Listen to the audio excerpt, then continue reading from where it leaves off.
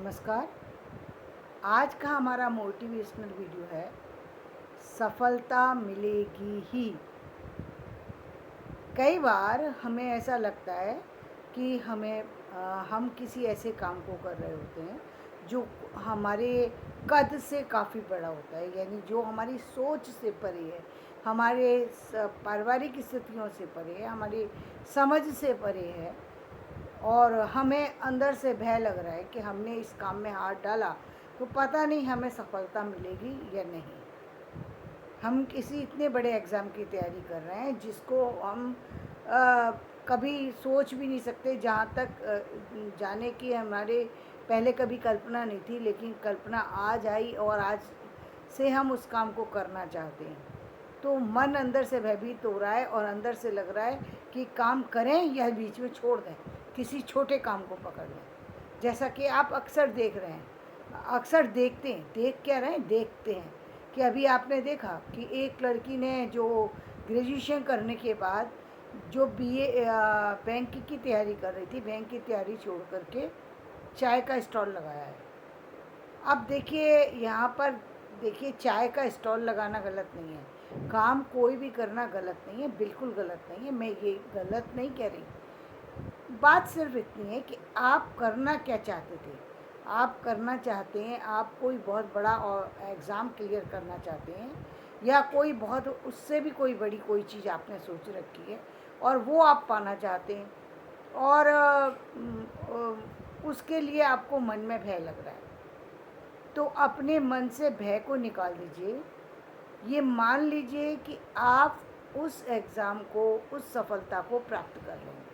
पहली बात तो ये, आप अंदर से यदि आप कुछ और दूसरे काम करते हैं तो क्या उसमें टाइम नहीं लगता, क्या उसमें पैसा नहीं लगता, क्या उसमें मेहनत नहीं लगती। एक सामान्य सा उदाहरण है, एक रिक्शा वाला भी रिक्शा चलाता है, उसमें भी उसकी मेहनत लगती है।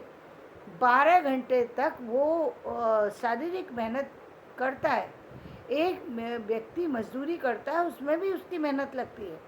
फ़र्क ये कि आपकी जो मेहनत है वो सही जगह लग रही है, उनकी मेहनत ऐसी जगह लग रही है जहाँ पर उनको उसका फल उतना नहीं मिलता।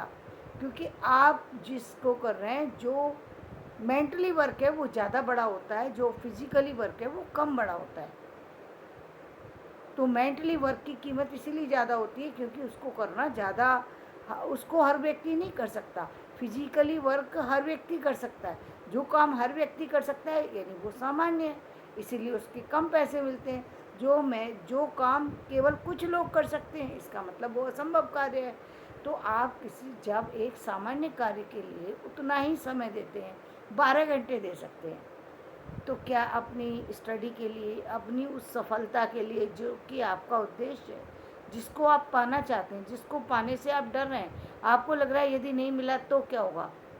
पहली बात तो ये, मिलेगा नहीं, या आप असफल हो जाएंगे, और कोई कारण बन जाएगा, तो इस भय को, पहले तो इस भय को दूर कर दीजिए।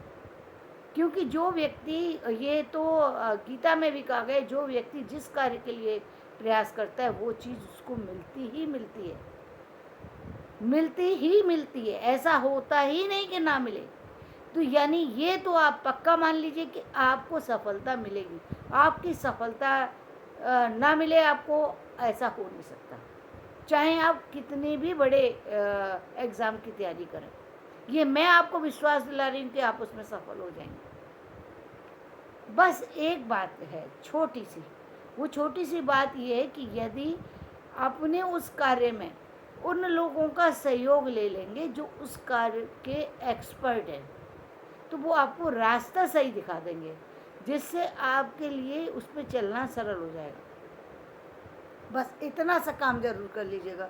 क्योंकि कई बार ऐसा होता है कि जब आप बिना किसी की सहायता के काम करते हैं, काम में सफलता तो मिलती है, लेकिन एक तो आधी अधूरी सफलता मिलती है कई बार तो, और कई बार सफलता मिलने में बहुत साल निकल जाते हैं, बहुत साल बर्बाद हो जाते हैं। जिस सफलता को आप 6 महीने में पा सकते हैं, उस सफलता के लिए सालों साल एग्ज़ाम देते रह जाते हैं और सफलता नहीं मिल पाती, जबकि आप उसके योग्य होते हैं। तो बस आप सिर्फ सही व्यक्तियों से जुड़ जाइए, चाहे वो काम कोई भी हो, कोई भी कार्य हो। और अब तो ऐसी भी चीज़ें हैं कि बहुत से लोग तो ऐसे हैं जो सिर्फ और सिर्फ अपने अध्ययन के केवल अपना अध्ययन करके ही बहुत बड़ी बड़ी चीज़ें हासिल कर चुके हैं। तो यदि आप उन लोगों के तरह चलना चाहते हैं तो आप उन लोगों की तरह चलिए, लेकिन वही है, सफलता के लिए आप कितना पेशेंस रख सकते हैं, ये बहुत ज़रूरी है।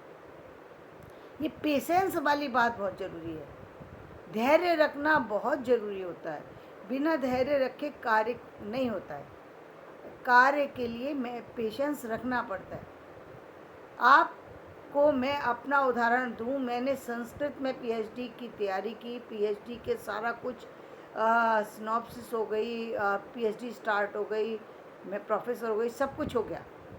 लेकिन लास्ट मोमेंट पे जब सबमिट होने जा रही थी और पीएचडी मुझे किसी कारण से छोड़नी पड़ी। अब संस्कृत में जब मैंने जिस समय छोड़ रही थी तब मुझे पता लगा कि संस्कृत के गाइड बहुत ज़्यादा उपलब्ध नहीं है, दूसरी संस्कृत की डिमांड बहुत ज़्यादा नहीं है। तो दो चीज़ें मेरे समझ में आई कि एक तो संस्कृत की बहुत ज़्यादा इस समय वक्त में डिमांड नहीं है, और दूसरी संस्कृत के गाइड मुझे नहीं मिलेंगे, इसके लिए मुझे दूसरी जगह जाना पड़ेगा। अब मैं और दूसरी जगह जा कर के भी पता नहीं वो विषय मेरे सब्जेक्ट पास हुआ या नहीं, और मैं पास भी हो गई, सारी चीज़ें हुई, तो मुझे पता नहीं उसमें पीएचडी में और आगे क्या दिक्कतें आएंगी या नहीं आएंगी। छोड़ा, बीच में छोड़ करके तैयारी की, किसकी? यूपीएससी की तैयारी करने, यूपीएससी के एग्ज़ाम की तैयारी के लिए फॉर्म भरा। फादर ने फाड़ दिया कि नहीं, कोई ज़रूरत नहीं है यूपीएससी वगैरह करने की। सोचा कि चलो यूपीएससी छोड़ देते हैं, फिर वापस से एमए का, फिर पीएचडी ही करेंगे, फिर वापस से एमए किया, और वापस से फिर पीएचडी के लिए अप्लाई किया। पीएचडी के लिए चली गई, उस समय परमिशन मिलना मुश्किल होता था, परमिशन मिली। परमिशन 2 साल के बाद हमें पीएचडी की परमिशन मिली। जो सिनॉप्सिस गई, सिनॉप्सिस रिजेक्ट हो गई। क्या कहा, ये सब्जेक्ट पे पीएचडी हो चुकी है, ये नहीं होगा। अब हमें मालूम पड़ा कि इस सारी पूरी प्रक्रिया में हमने 84 में स्टार्ट किया, 94 पहुंच चुका था, 94 तक पीएचडी नहीं कंप्लीट नहीं थी। उसके बाद फिज़िकली प्रॉब्लम हो गई, 2 बच्चे हैं, जॉब कर रही हूँ, फैमिली चला रही हूँ, उसके बाद कैसे काम करूँ, कैसे इंसान, और हैवी अर्थराइट, रूमेटिक अर्थराइटिस का अटैक, हाथ में उंगलियां मुड़ गई, हाथ काम करने की स्थिति में नहीं थे, लेकिन कसम खा ली कि आप छोड़ना नहीं है। 98 में आखिरकार मुझे पीएचडी भी मिली। और सबसे बड़ी आश्चर्य की बात, जो बीमारी मेरे बीच में आई थी, वो बीमारी एक ऐसे आयुर्वेद वो मिले मुझे कि उनकी से वो बीमारी भी हमेशा के लिए ख़त्म हो गई, हमेशा के लिए ख़त्म हो गई। तो ये आश्चर्यजनक घटना, एक तो मुझे वो पीएचडी भी मिली और पीएचडी का लाभ भी मिला कि मैं आज आपको पढ़ा पा रही हूँ, ये मुझे लाभ मिला उस चीज़ का। तो जब हम पूरे मन से किसी कार्य में लगते हैं और कुछ पाना चाहते हैं, तो सारी कायनात हमारे साथ में जुड़ करके हमारी मदद करती है। हालांकि बहुत सारी सी प्रॉब्लम आकर के हमें परीक्षा ले रही थी, परीक्षा ही थी ये, कि बिना किसी कारण के प्रॉब्लम हो रही थी, जो मुझे तो छोड़ देना था, क्योंकि घर में तो कोई चाहता ही नहीं था कि मैं स्टडी करूं, और घर में पूरी फैमिली को नहीं पता था कि मैं जॉब कर रही हूँ, किसी को भी नहीं पता, लेकिन मुझे करना था, मैंने किया। तो ये मैं आपको अपना उदाहरण इसलिए दे रही हूँ ताकि आप समझ सकें कि जीवन में सफलता मिलती ही मिलती है उन कार्यों में जिन कार्यों को हम सोच लेते हैं। सोच के असर पड़ता है, सोच का बहुत बड़ा असर पड़ता है। जब आप मन से तैयार हो जाते हैं तो आपको अन्य सारी चीज़ों की से लड़ने की ताकत आ जाती है, फिर आपके सामने सारी चीज़ें अपने आप परास्त होना शुरू हो जाती हैं, सारी चीज़ें अपने आप, सारी कितनी भी दीवारें हैं वो सब गिरना शुरू हो जाती हैं।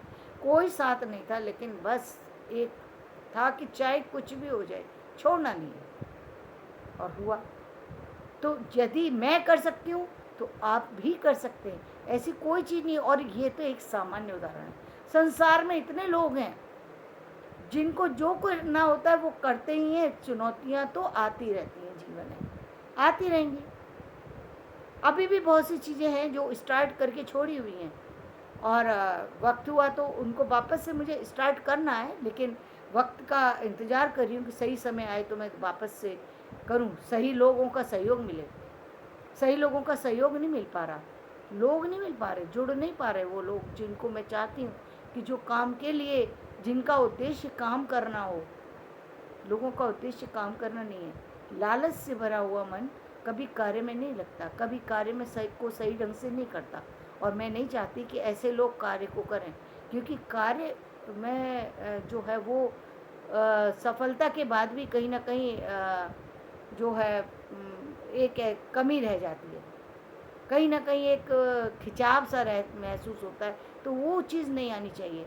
तो आप भी ये मान लीजिए कि जीवन में जिस चीज़ को आपने सोचा है उस चीज़ को आप पालेंगे, उसको हर हालत में पालेंगे। बस एक सही व्यक्ति की थोड़ा से यदि आप उसके निर्देशन में कार्य करेंगे तो आपके कार्य में सफलता मिलने के चांस जो हैं थोड़े अधिक बढ़ जाएंगे। तो धन्यवाद। आज का वीडियो मैं यहीं समाप्त करती हूँ। यदि मेरा वीडियो पसंद आए तो इसे लाइक करें, शेयर करें और सब्सक्राइब करें। धन्यवाद।